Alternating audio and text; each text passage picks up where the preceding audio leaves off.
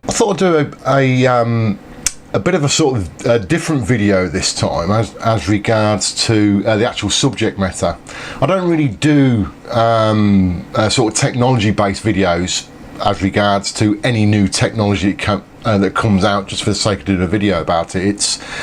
It's always really around video gaming, but I thought this time I will do an exception to the rule, and it is all about, as I'm sure you know, it's all about Apple's latest phone release, which is the iPhone 5S.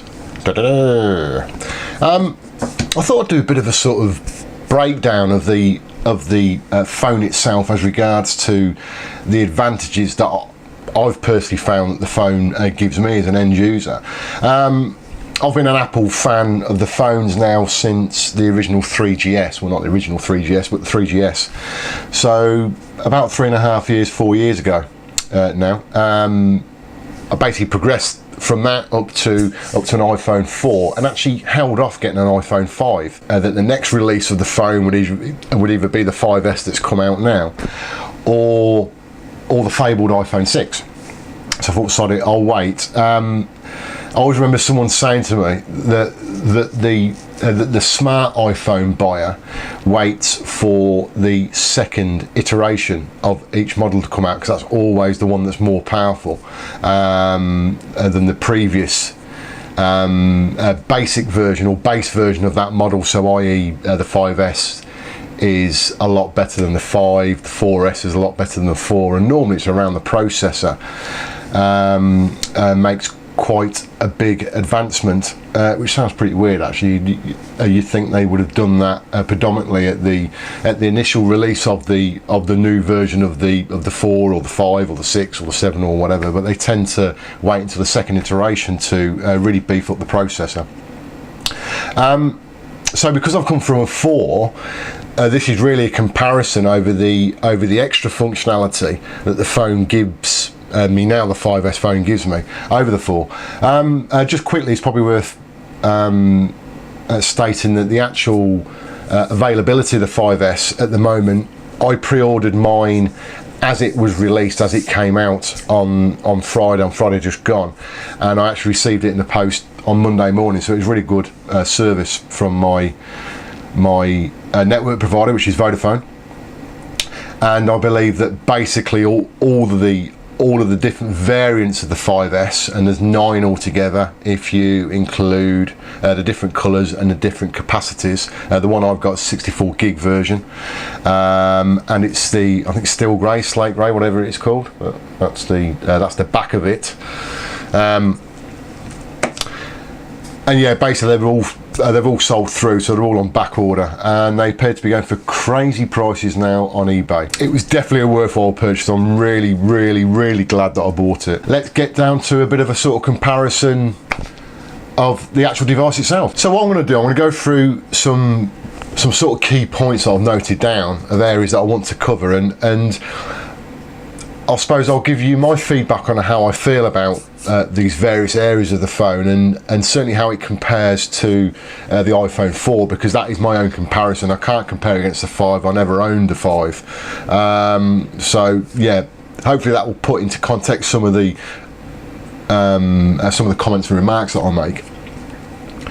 I suppose we start off with the look and feel of the device. People that are into Apple products or have sort of signed up to the Apple sort of brand is that Apple products have in my opinion, a look and feel that is just it's in a different place than nearly every other product that's on the market that actually coincides with the marketplace where Apple products are. The build quality of these devices, and to be honest, this is no different than any other Apple device that I've come into contact with. It is absolutely outstanding. It's just absolutely beautiful. It really is, and that's actually a word that I tend to use when I refer to an Apple product. It is sheer beauty. It really is, and that's quite an emotive comment to make. And actually owning an Apple device, I've just said that it can be quite an emotive subject, which sounds really weird because this is about technology, but it is absolutely awesome to hold. And one of the first things that I noticed as soon as I took it out of the box and I put it in the palm of my hand, and I thought, oh, that feels great. That just feels absolutely awesome. But yeah, look and feel of the product, it feels really, really nice. It's you know, because it's made of aluminium as regards to the sides and the back of it. It's a nice solid. Doesn't feel can't think of the word now. It doesn't feel weak, or which isn't the right word, but it doesn't feel cheap. It feels absolutely solid, absolutely fit for purpose, and just exudes quality. Compared to the iPhone 4 that I had, it is a fair bit lighter. Even though the actual screen itself is larger than the 4, or the actual device as well is actually larger than the 4, it is slightly thinner than a 4, but it is certainly lighter, which is quite weird. You expect if the device is actually larger, you expect it to be heavier than the one that's been set to replace, in essence. But no, it's actually a lighter device. One of the things that I was concerned about, and look, I'm not an Apple fanboy by a long stretch of imagination. I did actually look at the market, and I was considering buying an Android. One of the things that put me off about the Android, and I'm not going to go into about an Android versus iOS or Apple device discussion. That's not what this is about. But one of the reasons that sort of turned me off slightly about some of the Android devices was the size of them. I didn't want a really big device, and actually it was one of the reasons why I slightly held back on getting the 5 originally, because it was a little bit bigger than the 4, and I actually liked the size of the 4 in my pocket. It was absolutely manageable, and it was one of the things slight niggle about going to a 5. But I'll tell you what, it's I think because the device is lighter and it is a little bit thinner, and it's probably, I haven't measured it, but I don't know, about a centimetre taller than the 4. It absolutely makes no difference at all. When you hold it in your hand, it feels nice. It's the right size. It doesn't feel too big, and it feels fine as well in the pocket as well. One of the major differences on the 5S, certainly as opposed to the 5, is the processor specification. I can't remember for the life of me which version of the processor this is, but this isn't really to get into that sort of geekiness of the phone, but it is 64-bit, which is actually certainly the first for Apple. All the previous processors have been 32-bit, and it is apparently the first 64-bit phone that's been made available full stop, regardless of the manufacturer. Now, I suppose touching a bit on the geeky side of it, okay, we're talking just numbers, you know, in essence, but you would assume that a 64-bit processor is going to be a lot quicker than a 32-bit processor. But what does that actually mean for you, the end user? This phone is unbelievably quick and snappy. One of the things that's been sort of spoken about on the internet is obviously the iPhone 5S, or not obviously, you probably do or you probably don't know, but the 5S comes preloaded with the latest version of the iOS operating system, which is iOS 7, and that was released last week as well, actually. Now, people have been upgrading on certain versions of their current phones, because iOS 7 can be loaded onto a version 4, 4S, 5 or 5S. Obviously it comes on a 5S anyway, but now the older phones, it can cause some slight speed issues, certainly over the previous iOS 6. On the 5S, which has got a 64-bit processor, it absolutely flies. I mean, this phone is so quick compared to the 4. Even compared to the 4 on iOS 6, it is blindingly quick. It really is. Really impressed with that. And actually, that's part of the look and feel, not just of the actual device itself, but the way the OS works.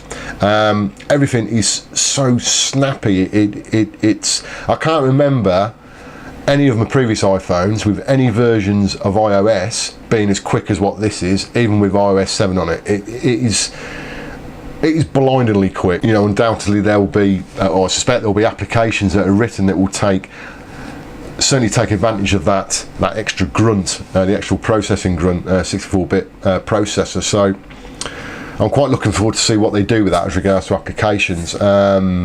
You know, obviously they'll be doing more and more things, and I think also the graphics chip inside the phone is enhanced as well. So as an all-round sort of processor powerhouse, it really does shift. I couldn't believe the difference, even when using something like Safari and loading web pages. It just flies. It's unbelievable. Going into Facebook, Facebook used to lag quite badly on the 4. Even on the older operating system. On this, it bangs straight in. It's really quick. So it actually makes a tangible difference to the end user, in my opinion. So certainly a major positive on the processing front of actually what it delivers us as well as an end user. The 5S screen. Now, I think it's exactly the same screen as the 5. Now it is the same size, but I'm sure it's the same type of screen, same pixel density, get my words out, but it is far superior than the 4. Now obviously it's bigger and more real estate, and it's amazing how much difference having a bigger screen makes. Not enough to make it obtrusive to use or hold or handle or whatever, but that extra, you know, several millimeters, whatever it is, makes quite a bit of difference. Certainly when you're looking at web-based stuff, it's quite amazing actually. But like I said, it's no different that I'm aware of than the screen on the 5. But certainly over the 4, it's a massive improvement. The contrast of the screen is absolutely superb, and it is of a higher resolution than the screen on the 4th, so its clarity is that much better. But it is an absolutely outstanding screen, in my opinion. One of the other key features on the 5S, certainly over and above the 5, is the camera. Now, the camera has the same specifications as regards to megapixels as the 5, so it's still 8 megapixels, but there's some other technology around it to make it better, and I can't think what it is, but the actual picture quality is really impressive. Again, it's streets ahead of the basic 4 that I had before. Don't know how it compares with the 5 or the 4S, but it is absolutely outstanding. You know, difference between the 4, there's a big difference. Something that I was particularly impressed with is the actual low light capabilities of the camera. And again, I think there's been advancements there between the 5 and the 5S as regards to how good this device is now in low light conditions, and it really is good. I really am impressed with it, and it's really quick, basically on the 5S there are 2 little LEDs, and it's called True Tone. I think Apple will call it True Tone, and it's 2 slightly different LEDs that apparently bring out natural skin tones better than what the flash has on the previous camera, on the previous 5, sorry.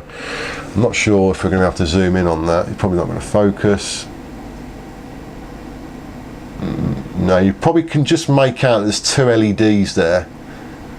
Should have put a macro function on, but yeah, there's 2 LEDs. I like they're slightly different colours. I haven't really took any facial pictures really to compare to see what they come out like, but the normal capabilities of the phone, or normal picture taking capabilities of the phone, is really good. I'm really impressed with it. Final major points really as regards to technology on these devices and usability is to do with the new home button, and built into the home button is some form of fingerprint / biometric scanner. I'm sure you've all heard about this, and certainly of the recent news that's come out as regards to some issue with a security flaw in this access method. Effectively, the ability for the phone to recognise a fingerprint. As with most phones, they have password locks on them, and the iPhone's no different. You know, you can swipe on the phone like that, and you got a keypad there, and you go through and you put code in. What you can do is you can program the phone with the fingerprint scanner to recognise your fingers, or your finger, or anyone's fingers, and it will effectively use the recognition of that to unlock the phone. So you don't have to key in the code. And it works brilliantly. It really does. I've set it up so I can do it on 1 finger and 2 thumbs, or 2 fingers and 1 thumb, but certainly multiple digits, and it works absolutely fine. Let's see if I can show you there. Hopefully it'll work. Hopefully it'll work first time. No, it hasn't worked first time because I'm holding it wrong. Come on. There you go.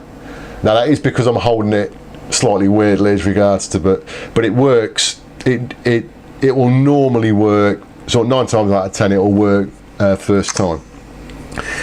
That might sound a bit of a gimmick, and actually when I thought about this initially, I suppose before I even got the phone, I thought, yeah, okay, you know, you could turn it off, you don't have to have it on, and I thought it's a bit of a gimmick, that is. Sounds all right, but it's a bit geeky, isn't it? But I'll tell you what, when you're holding your phone like that and you take out a lock mode, which you can do like that, and obviously you've got to swipe it first, and then you've got to put your number in. Now you can do that with one hand, but I'll tell you what, it's much easier to take out a lock mode and you just put your finger on it and it will go straight in. That is so much easier. So for something that actually seemed like a bit of a geeky thing to do, it has actually got a valid use, and a real good valid use. A fairly quick overview really of the phone itself. Like I said, I haven't really gone into a fat load of detail about all the facilities on the phone, and really a lot of it is to do with iOS 7 as well as the phone itself. But I suppose to summarise it, I'm really glad I bought it. I'm glad I held out. I'm glad I didn't get the 5. I'm glad I bought the 5S. Certainly since Apple have turned around and actually discontinued the 5, which is the first time they've ever done that on the previous model. But you know, so I'm glad I didn't get caught up in that. So if you've been a bit like me, that you sort of held back a bit on getting the iPhone 5, certainly in your previous owner or your current owner, sorry, whether it be a 3GS, a 4 or 4S, and you were sort of toying with the idea of getting a 5S, go out and buy one. It is head and shoulders above the original 4 to me. It's a fantastic device, and it just works. It just works, which is absolutely what I want out of a phone. I don't mean messing around with stuff. I just want it to work. I want it to work cleanly, and yeah, it's a fantastic device. Hope you enjoyed the video, guys. Speak to you again soon.